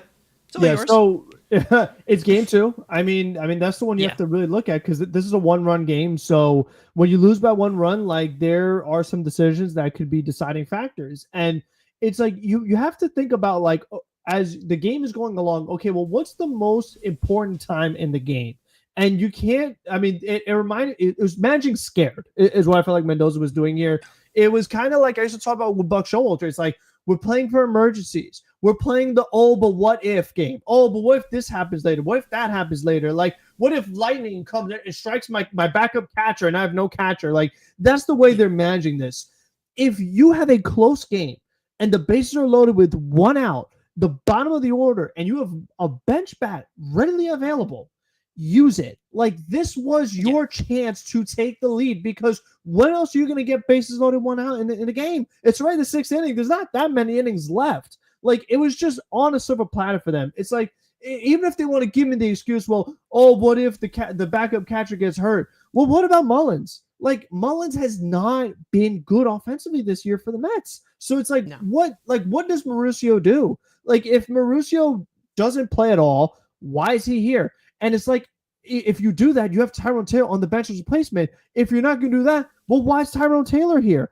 And then you're going to leave Terens up there who can't hit anything? Like, you're going to leave him there, bases loaded, one-run game, late in the game. You're just going to let it happen. And then, of course, the double play to end it with Terens. It's just like, you can't make it up. Like, you just can't. Like, what are you waiting for? Like, I know there was a lefty on the mound, but, like, Ronnie's got to learn because if Ronnie can't hit lefties, then Ronnie can't be a full-time player. I mean, let's be honest. Like, why are you a switch hitter if you can't hit from one side of the plate? Like, you lose your appeal in my regard if you're the switch hitter who's only dominant from one side. So no matter what, like, he still has to be a better option than Terens. He just has to be. Even from like a double play aspect, like there's just a lot of different things here where I'm like, well, they didn't make the move, and that opportunity wasn't there again. And guess what? Terens didn't get hurt. Well, he kind of got hurt the next day, but like he didn't get hurt in that sense. Like you had to use another catcher anyway. So it's like you could just did it. Like you could have just pinch hit right there. Do you automatically win the game? No, but your chances are significantly higher that you win the game. And it's like when you're struggling, like who cares? Like you got to do something. You have to show me that you are trying everything to win the game. I mean, remember the one game they took Tyrone Taylor out, bases loaded, like fourth inning, and they pulled him, and it was like, oh well, like that was one time, and then you haven't really seen it again. So I don't know. Like I just don't understand it. It's like Terens, he's been bad basically all season long. So we're talking about over 100 play appearances. It's like, so if you've seen the same thing over 100 times, you mean to tell me that you're not going to a pinch hitter there? Like it's crazy to me. It is absolutely crazy to me that that's the situation they were in. And you can't be playing scared. If that's the case, then just call up a third catcher. If you are so afraid to pinch hit for Terens, call up a third catcher. Because I just got Taylor sitting here as, I mean, what does Taylor do? Because he can't hit. No. So what is it that he's doing? You might as well call up a third catcher right now. I mean, it makes no sense because Ronnie barely plays. Like it's just, again, roster construction, the fit, it's all a mess. And we talked about at the deadline, it's like, okay, well, there's also this thing of like making the roster fit better. So if you want to move one of the infielders to kind of have the team gel a little better, no, you don't do that because again, it's like you really should only have one third baseman. You really should. So it's like they have got to figure out like who's it going to be. Three third basemen. They have 60 H's. Yeah, I mean it's a mess. I mean, and no center fielders because Mullins is not good. Taylor's not good. Like it's just, it's just rough to watch. And the guy who's supposed to be playing center field is hurt right now, and he also has been permanently shifted to left field. So, like, the guy that was you're in a predicament this looks good on paper, but there's plenty of defects here. You have two guys on the team making center field money who don't play center field. That's an issue. Yeah, it's definitely an issue, no doubt about it. Then you also have a guy making ungodly amount of money in right field who can't come through with runners in scoring position. So or play right field well, or play right field well either. Yeah. Exactly. I'm basically just seeing. I'm seeing a Billy Epler team still. Like that's basically what I'm just seeing, and that's basically what he has inherited. Like that's basically like again, I've said it before. There's Tyrone Taylor and Juan Soto, and I guess Cedric Mullins and Luis Torrens. There's no offensive stamp from Stearns, and I feel like that's the main reason as to why it just doesn't seem to be gelling right, because there's no like player type that I know that Stearns would like on this team for things to go well. And he's tried, but again, those are not high impact players. They're just not. Like Tyrone Taylor, guys that brought in, Tyrone Taylor's done some good things for this team. He's also done some bad things for this team. And, you know, we've talked about it. It's the same case for everything. And Radiant says it perfectly in the chat here, saying if you have 3 third basemen, you have 0. Same thing goes for DH. If you have 6 DHs, you have 0. Like, you need somebody to grab the playing time, or somebody that's going to do it regularly. I'm not saying don't deepen the bench, deepen the depth on the team, but it's like, okay, we have all of these guys here, plenty of players, and all of them are just not versatile for anything, nothing whatsoever. And the only thing that frustrates me so much, because again, I've been one who has cut Carlos Mendoza's slack. It's more of the thought process of, well, I mean, the last thing you need is a double play. The last thing you always need is a double play. And the one thing that you continue to always preach, and it continues to be true, the biggest double play candidate on the team will always be the catcher. It will always be the catcher. Common sense, it's always the catcher. We all knew that timely, with how much this team hits on the ground, we all know it was going to happen. I pretty sure I was calling quite a few things happening because this team is so predictable. I was like, yeah, it doesn't matter who gets on whatsoever because Torrens was going to ground into a double play. But also, like, the swing decisions, though. So, I mean, at some point, you have to kind of check your pride at the door. Sure. You're a backup catcher. You stink. The first 2 pitches are nowhere close to the zone. And then he throws none of the zone, and you're just going for it. Like, way outside. Yeah. And, of course, you get weak contact that leads to a double play. Like, swinging 2-0. Yeah. Check your pride at the door. Get on base. Move. You have Lindor batting behind you, a hot Lindor batting behind you. Take some pitches. Like, why are you out there? Like, I don't get that. Like, that just didn't make any sense to me at all. Like, that was so frustrating to see that happen. Like, and then on the flip side, you have Marte, who's the veteran, 0-1 showing bunt, and as usual, 1, 2, 3. Oh, I struck out a guy on base. Like, it's like the hitting approach the whole season, the entire season. They just keep doing the wrong things with men on base. The things you should never do, they do all the time. Constant self-infliction. Constantly. It has nothing to do with who's this. It's on them. It's on them. And for anybody that tells me, oh, there's a change here because of the run totals, no, there's not. There isn't. There really isn't a change. Their approach has been the same all year. Hasn't changed at all. It really hasn't. Swinging 2-0. If it was, I don't know, Soto, maybe I'd understand it because there probably would be more potential damage there. But Torrens, we all know, can't pull a fly ball. And even if he did pull a fly ball, he probably would be a good hitter, but he doesn't because he just purposely swings late like the rest of this team. We've gone over this already. We need base runners. That was it. That was the thought. We needed base runners. And even if they did, I mean, even if they did pinch run for anyone, were they even going to use the base runners anyway down 1? Probably not. Did it fucking matter? No, it didn't. Because the Mets just constantly shoot themselves in the foot. That's what they do. They constantly do that. The biggest rival, the biggest competition for the New York Mets is themselves. It always will be. It always seems to be. It always seems to be the situation for this team. They can't get out of their own way because of what they form. That's just how it is. And not to mention, it seems like they're just complacent with it in general. It always seems like that. That's the thing. They're so complacent with it because, you know, we see on Instagram, you know, with Eric Chavez at third base, right? That was the best game they Mark had. Viento's cheering them on or whatever. This is why they're never going to win anything. This is why. This is why they will never win anything important. So get as many more victories as you want. If this continues, and it has continued throughout 127 games, Like I said at the top of the show, this team deserves to miss the playoffs. They deserve it. They deserve to miss the playoffs. Speaking of, let's get into another aspect that has been disappointing probably for about, 6 weeks, 7 weeks at least, and that being Kodai Senga, who has really, really been struggling ever since coming back from the injured list. Not only has there been the constant patented issue with everybody in this rotation of going deep into the game, there has also been a lot of bad starts from Kodai Senga where he's been completely blown up. And it has been very, very telling, obviously, before everything went down, before that injury, when he had a low-grade hamstring strain. Ever since then, 5.23 earned run average. That's not great. That's in 31 innings because he's not going deep into games whatsoever. Not striking guys out. Walks are even more up. And he's not straining runners the way that he was.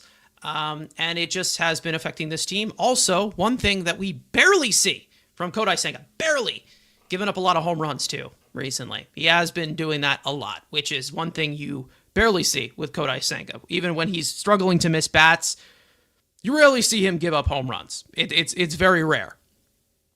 Recently, like we said, these last 7 starts, you see the game logs right here. He's had 5 2/3 innings in the second to last, or the start before that he's had in this series against Atlanta. Other than that, 4 innings, 3 innings, 5 innings, 4 innings, 4 1/3, 5 innings, goes out there for the 6th, doesn't even get an out, gives up a leadoff hit, gets pulled, which we've seen plenty of times happen with Clay Holmes and Shamania. We've seen that happen so many times where they just bring them out for that inning and they give up a leadoff hit, they take them out, which makes absolutely no sense whatsoever why they do that. Senga has not been sharp. He has not been ace material whatsoever. Recently, the walks are up, the strikeouts are down, and he is just not pitching to the Kodai Senga that we have been expecting. And that's one thing that we knew that we were relying on him. And I think it's really starting to come into question. Can we actually rely on him? Can we rely on him to stay healthy? Can we rely on him to go deep into the game? Can we rely on him giving us consistency? Can we rely on him being the center focal point of this rotation? Frank, I think it's easy to say that recently, if you were to ask me that question, I think the answer is no. I really do, because right now, this is bad. This has been really, really bad.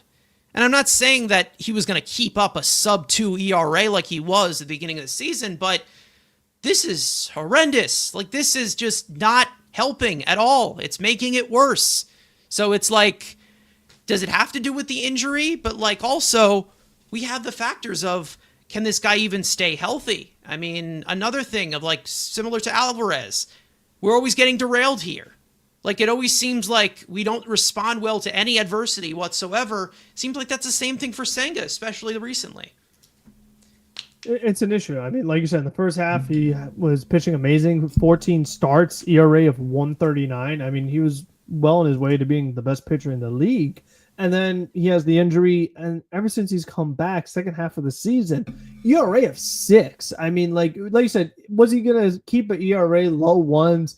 No. But to have an ERA of 6, to be like one of the worst pitchers in the league for a few starts in a row now, that's concerning. It just feels like even if he does give you like an all right start, 5 innings for an ace is just not enough. Like it's just not good enough. They need a whole lot more with how this bullpen has performed and the way that Clay Holmes, Shamania, the way they've struggled to go deep into games. It's like, well, you need your ace to be the one to do it. They're lucky that they've gotten as much as they have from Peterson, but it's like Senga was supposed to be the guy.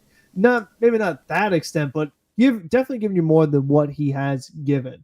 And that was supposed to be a big thing for this team, is that, last year they didn't have him, and in the playoffs he was a mess, coming back from an injury. So it's like you have that to go back again. It's like, is he fully healthy, or mechanics all in sort? Because he just doesn't seem like himself. I mean, it feels like he can't command the zone the way he wants to, walking the bottom half of the order too much. Like it just does not seem like the Senga that we obviously know he's capable of.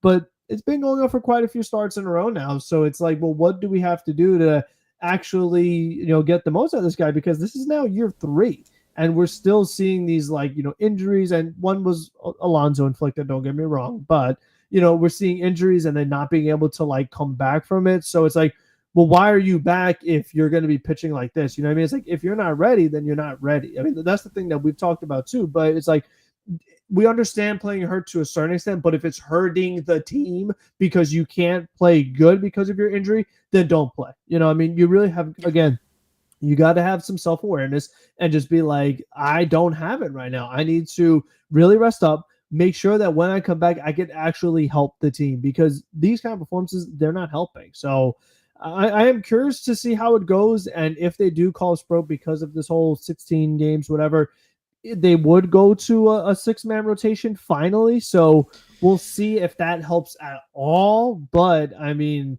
he needs to get it going, because we only have a couple years left on this deal. So I can't, I mean, personally, I can't go into next season being like, oh, well, I have an ace. I don't know if I do. I mean, and if I do, I can't rely on him to be there the whole season for me, because no matter you what, do have an ace. it just feels. Well, I did Pearson, but it's just like, Yeah. I feel like I'm either an injury or I'm just there's something that's gonna, like, say with Alvarez, is something that's gonna come up that I'm like, I'm not gonna be able to get the most out of it that I should. If you get 6 days of rest or 5 days of rest or that extra day of rest, you expect them to be more fresh the next start. And the fact that we are still seeing from him that he's struggling to get through 5 innings, it's like, why are we making so many accommodations where this is just, it's not working out? Like, it isn't. And to be honest, when he did, I think that there was a little bit of, regression due at the beginning of the season when he was on that insane tear, or ERA wise, there definitely was, because he was allowing a decent amount of base runners. He had a decent amount of good defense behind him. He got the good defense behind him. And he was, inducing the ground balls or whatever. Strikeouts were down, and he was going to have to, dial up the strikeout stuff. He hasn't been able to do that. And that's kind of what we have seen. He's not someone who gives up a lot of home runs. He's given up 7 over these last 7 starts. And, that's things that we don't see. We don't usually see him get hit as hard. And that's kind of what has been happening. It seems like they're laying off the Ghost Fork now. It seems like the velocity's taken a little bit of a dip since he's come back from this injury. And it's not just the fact of, well, this is an excuse. This is it. We can say, well, he's playing injured. Well, he's been injured many, many times before. So is this going to continue to be a trend? Because, again, it's not just the fact of, well, does he have the shiny ERA? Does he have the shiny stat line? Can we depend on him? I don't think we can. I don't think we can depend on Kodai Senga. And I've been someone who's been very patient with him. I have. But I don't know if they can. I don't know if they can rely on him. I don't think that he is reliable. I know he's talented. I know he could be good. But it's not like, well, every 5 days out here, he's going to give us a quality start. I don't think he's going to. I can't trust it. We know the talent's there. We know he has the ability, but it's just been bad. It's just the fact that we are waiting out timelines. We are waiting out for perfection where it just continues not. And that's the thing. The things about his mechanics, the things about this and that. It's like, dependability. We need you, man. We need you. We need something. We need you to come through now. You're healthy. We know you're healthy. If you're not healthy, you shouldn't be pitching, because you're just putting yourself in a worse predicament for some reason. And that's basically what we have been seeing. Your most dependable arm. We didn't expect it to be David Peterson, but he's been David Peterson. It's not the fact that he's putting up a good stat line. It's the fact that he's giving you innings. He's the only guy giving you innings. And I think the ironic part about this, and everybody doesn't like to put things into numbers, and if you don't, close your ears. I think out of all of our starting pitchers right now in this final stretch, he's making the least. He's making the least amount of money right now. But he's making $5 million. Clay Well, I Holmes, mean, 12 million. if you count McLean in the rotation, then Sure. But I don't, again, we've seen 5 1/3 innings from him. that's true. So, No, that's fair. yeah. That's fair. But all these guys, I'm talking about like the the majority expectation's stretch. higher. He's in arbitration years right now. He's not one of the technical veteran contracts right now that you expect. One of them got moved to the bullpen, and another one might be on his way. So he's been a lot better than them. And Senga, there was expectation there. There really was. So I don't know. Reading and saying, I don't think he's healthy. When he walks, one side of his hip tends to go higher than normal. Is it like Edwin Diaz, where his leg's longer and they got to cut it off? I don't know. But it also goes into the factor of frustration with, okay, is he not healthy? But we've already seen this multiple times before already. So it's like, it's not just like, oh, well, give him a break. He's not healthy. Well, this continues to be an issue. Like that's just another thing. It's like, that's another issue that it continues to be. It's like, we're making these accommodations a lot for Kodai Senga, but it's like, when you're not coming through, you're not performing, we got an issue here. It's about dependability, who's available. And that's basically how pitching staffs are. It's a different game now. The death of the ace. I mean, that's basically what it's been recently. You don't get the same that you used to. You don't have a Tom Seaver coming out of thin air anymore. You never will. It's not going to happen. You don't even have the Max Scherzers or the Justin Verlanders in their prime where they pitch all these innings. It's different now. It's about availability, and he hasn't been available, and he hasn't been dependable, and he's got to step it up, or we're going to have some very uncomfortable conversations about Kodai Senga, what we're having going forward.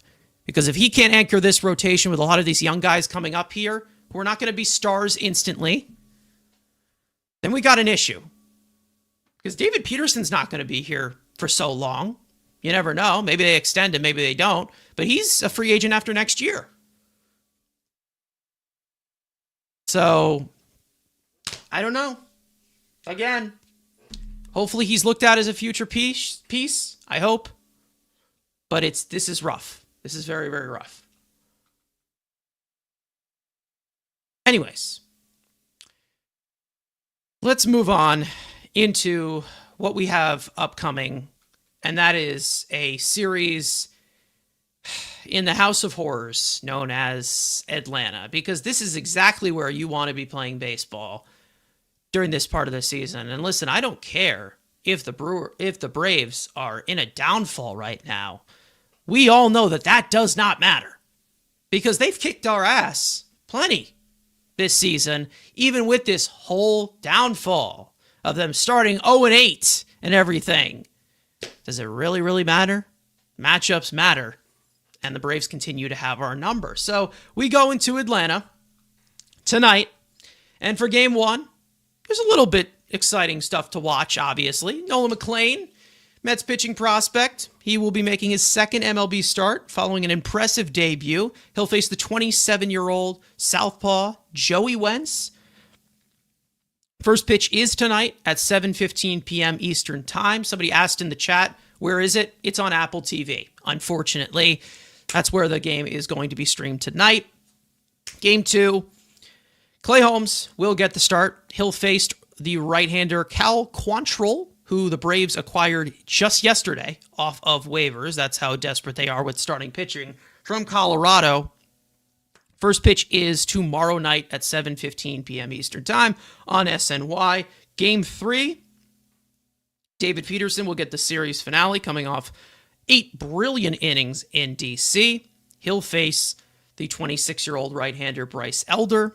First pitch is Sunday afternoon at 1:35 p.m. Eastern Time on Pix 11. So 3 different networks that these are going to be on. So I'm sure this is going to be a fun roller coaster. I hate this place. I don't like playing here. I never will. It doesn't matter how bad that team is. It doesn't matter how good the Mets are.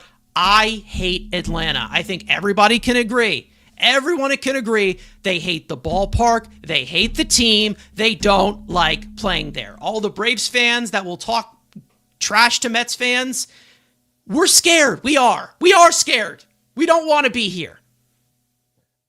I don't like them. There is nothing that will make me root for the Braves, like the Braves at all. Okay? If we have a matchup between the Braves and, Satan's team from hell, I'm rooting for Satan's team. There is nothing.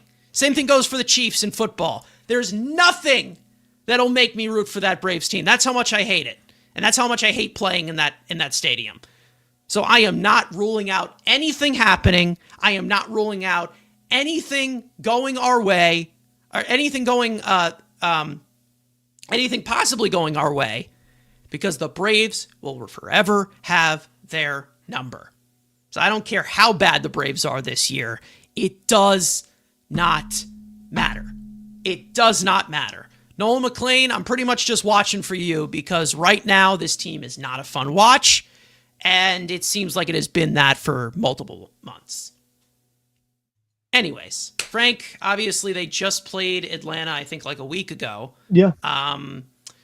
They are facing 3 pretty bad starters this season. Pretty bad. Now, are we going to make them look like Maddox, Smoltz, and Glavin? I wouldn't rule it out. I really wouldn't. So, we'll see. Yeah. Bryce Elder actually faced the Mets in game 3 of the series that they just played a week ago, and he went 7 innings of 2 runs, and that was at Citi Field. So, at Atlanta, I mean, who knows what's possible? You know what I mean? And they're not facing Spencer Strider this time, who they do really well against. So, they don't even have that going for them. They lost to Carrasco last time. So, it's like, if you lost a series to the Braves, who are like almost 20 games under 500 at home, Dead. I mean, yeah, it's like, how can you feel good about them going into Atlanta where they're never good? Even if the Braves are bad, like, it doesn't even matter. So the other thing too is there's also like some bad forecast stuff going on once again, because it's like late in the season in Atlanta, so that's not a surprise either. FOC, of course. Yeah, and the Mets struggled against the Braves when the Mets were healthy. Now they're down a few guys.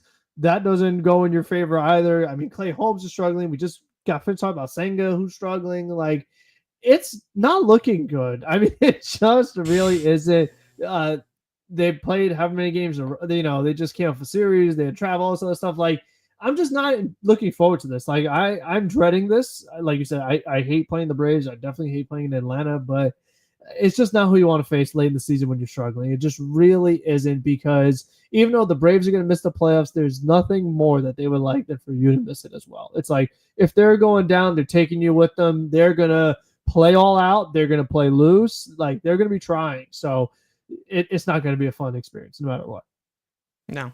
I mean, it's just, I will never feel comfortable in that ballpark. I never will.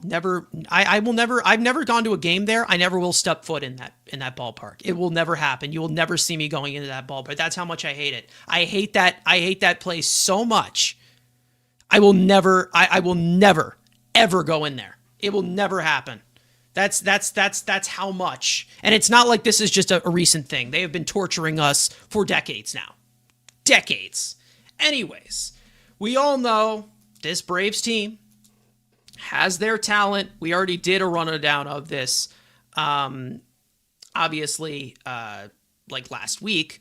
But, a little bit of a reminder here. We know that their offense has underperformed all year, and it has been a awful Braves season after them winning the division for plenty of times. I'm pretty sure they won it.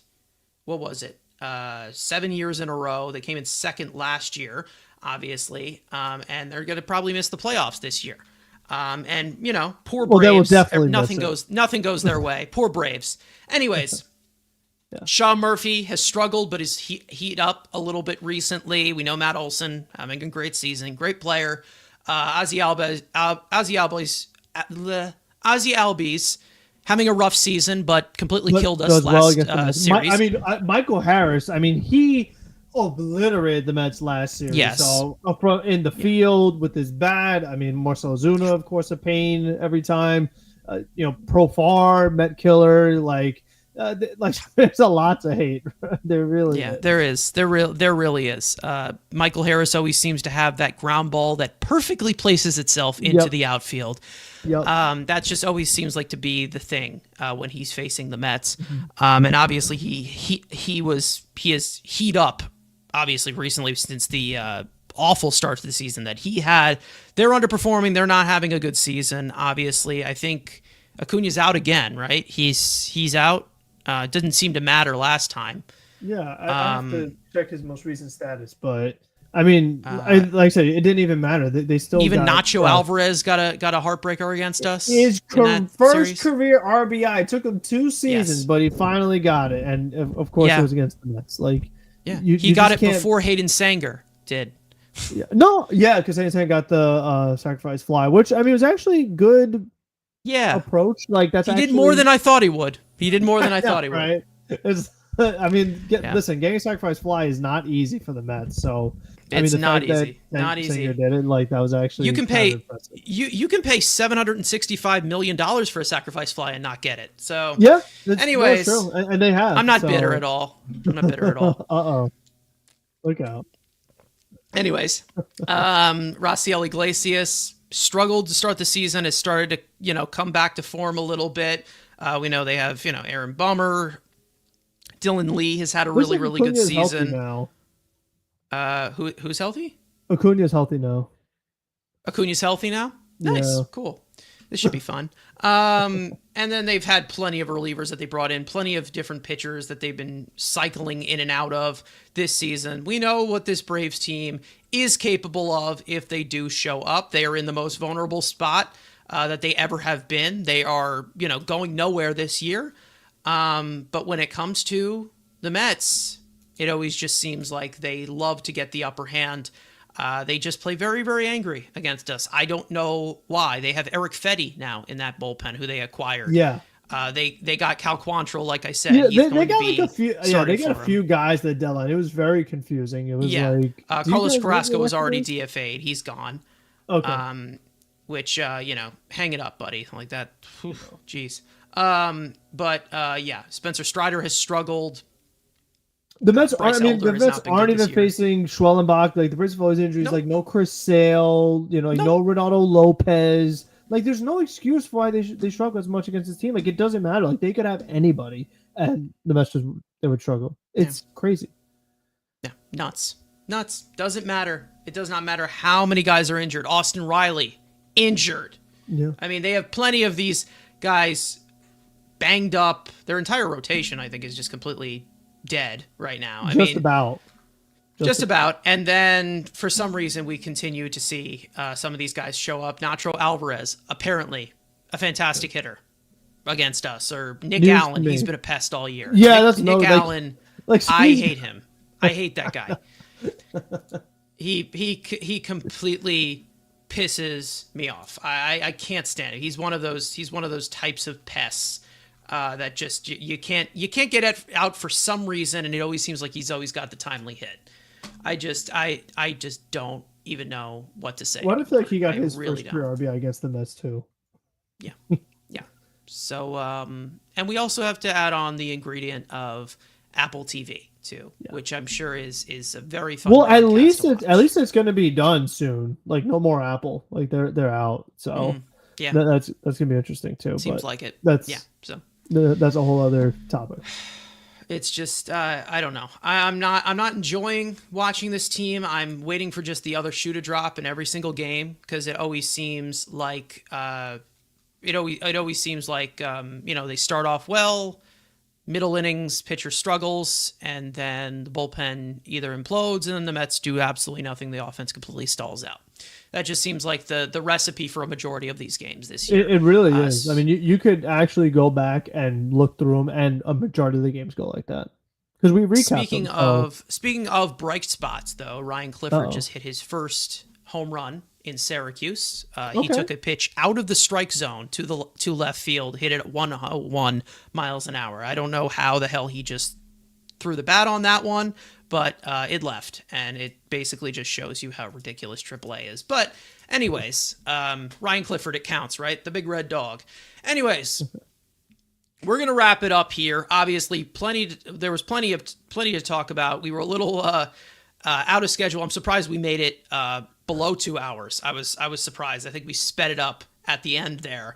But either way, thank you guys so much for watching, listening. We hope you guys enjoyed the conversation. If you're watching or listening on playback, you want to join the conversation live in the future, make sure to subscribe to the Mets Weekly YouTube channel, turn on post notifications, follow Mets Weekly on X and on TikTok. Frank's post games after every regular season game is instant reactions. Follow all of us individually. The links are in the description. Frank, if there's anything else that you want to add here, Yeah, I mean, don't play scared. I'm at this point, I'm like, go out there and do you. Exactly. Go out there. It's like don't manage scared. It's like, you know what? If you have to pinch it for the catcher, or you don't even have another catcher today anyway, but it's like they're already playing shorthanded. But if there is a certain sense where, like, you know what, this might be our best chance to win, it's like go for it. It's like, dude, you gotta show something. You have to show a sense of urgency. The team, it's like, how many games now have you given them a chance to figure out? They haven't figured out. It's like you've got to be more aggressive. Something has got to give. You have to try some different things, and that does not mean moving people around the lineup, because we've been doing that all season long. That's not what I'm talking about. I'm talking about during the game. You have got to do some things a little differently to show a sense of urgency. Like, if you have to bring Diaz behind in the game, like, I mean, show fight. Like, you have got to do something. You're such a great base stealing more. Run more since you're so great at it. You know what I mean? It's like you have to make something happen, because we've waited how long for the magical, lightning in a bottle to happen. It hasn't happened. So go get it.